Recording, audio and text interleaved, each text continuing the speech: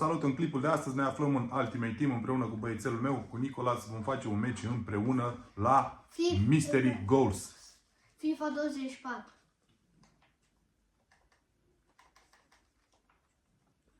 Cred că e singura variantă ca să putem juca împreună. A fost dorința lui să jucăm împreună, să fim în aceeași echipă. Și așadar începe meciul. Și Alvarez. Tu ești cu roșu, eu sunt cu albastru. Da.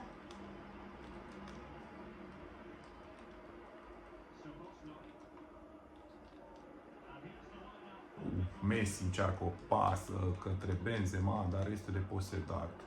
Toni Kroos, Benzema. Messi înscrie foarte un gol la minutul 2. Pasa lui Karim Benzema și Messi înscrie cu dreptul. La minutul 2. Adică ne mai dăm un gol. Deci acest Jonathan Hartel este foarte... E un jucător complet, mi se pare. Noi îl băgăm central. Adeyemi. Messi! Cum am putut să ratez? Din nou Messi cu dreptul. Și în acest moment avem shooting boost. Adică orice shoot, teoretic ar trebui să fie gol. Este mult mai puternic decât shootul normal. Kylian depozitat de Lucas Vazquez, care vor fi colegi. Dacă Vazquez nu va pleca de la Real Madrid, suntem prinși, descoperiți și Edwin van der Sar. Și Messi cu o pasă extraordinară. Kylian? Incredibil. 2-0. Și Nicolas înscrie cu Mbappé pentru 2-0. Ce e interesant la tipul ăsta de joc? Uneori poți înscrie un gol, dar se pun 2 goluri sau 3 goluri în funcție de ce task în acela ai de îndeplinit. Și un gol. Avem passing boost, iar acum dacă vom înscrie, se vor pune 2 goluri. Uitați cum scrie sus în dreapta acolo. Messi, foarte bine pentru Karim. Shoot. Ce ziceam? Trebuie să jutăm pentru că vom înscrie. Pe shooting boost, shoot-urile sunt mult mai precise. Și am făcut 3-0, iar în acest moment avem passing boost. Pasele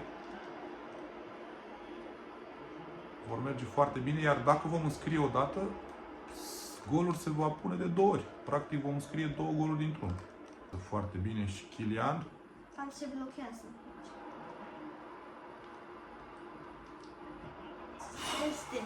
Exact ce vă ziceam mai devreme de Hartel. Este foarte bun și pe partea ofensivă.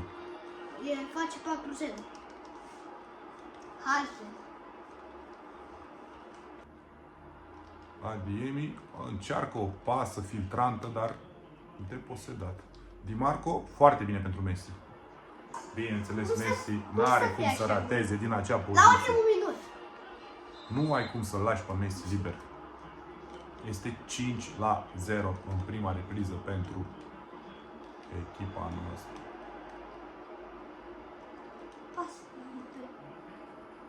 Hai în careu, la o foarfecă. Hai la o foarfecă în careu.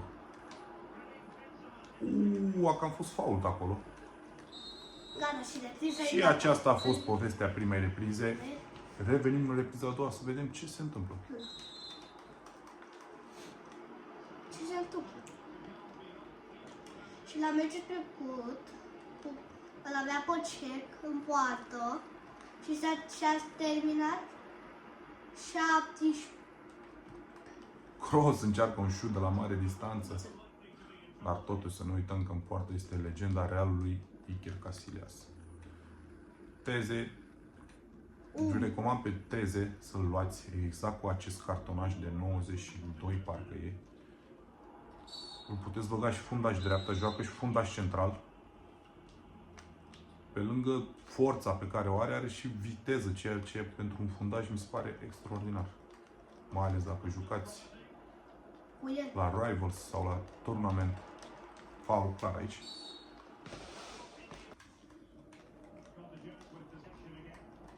Foarte bine Teze. Kylian. Adeyemi este foarte greu să-l mai prinzi în acest gen de... Nu e offside. Nu e offside. Vine, ratează. Incredibil Casillas. Ar fi trebuit să fie cel puțin 7-8-0 până acum. Hai să nu știu câți stele. încearcă și el. Kylian. Toni Kroos încearcă un șut și penalti.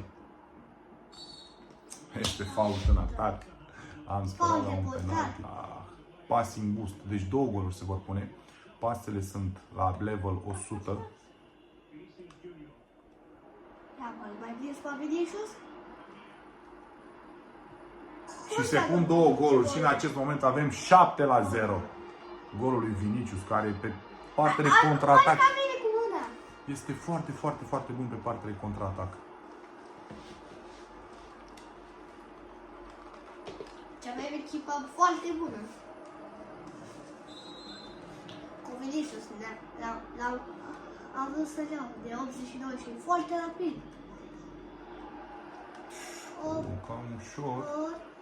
Are speed boost și all boost și se pun 3 goluri, 7-3.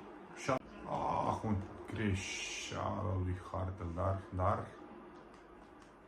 își repară greșeala imediat. Avem shooting boost, ori 3 goluri. Deci trebuie neapărat să dăm un gol acum ca să fim siguri de victorie, să nu cumva să stăm cu emoții pe final de meci. Golul ăsta a făcut 7-6 și am fi stat cu ceva emoții pe final de meci, așa că trebuie să-i dăm noi gol la faza asta neapărat.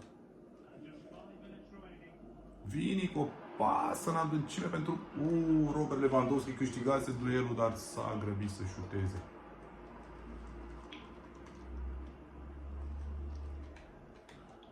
Teze foarte, foarte bine. Vini foarte bine pentru Di Marco. Încearcă o pasă direct pe atacant, dar ceva neatent.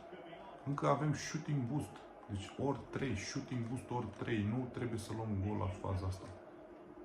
Deci nu trebuie să luăm gol la faza asta. Foarte bine Van der Sar. Nici șutul nu a fost foarte puternic. Dar meciul este ca și câștigat. Este dribbling boost. Iar un gol se va pune 2. Hai, lasă și contraatacul ăsta. Trebuie să fie golul nostru. Ce pasă hardă pentru Vini. Trebuie să fie golul nostru, să se facă 9-3. 9-3. Bravo. 9-3 și câștigăm acest prim meci. Și meciul se termină la 3-9. Dacă vă place acest gen de content și dacă doriți să ne susțineți canalul și să ne ajutați să îl creștem, ajutați-ne cu un mare like. Ne vedem în video următor.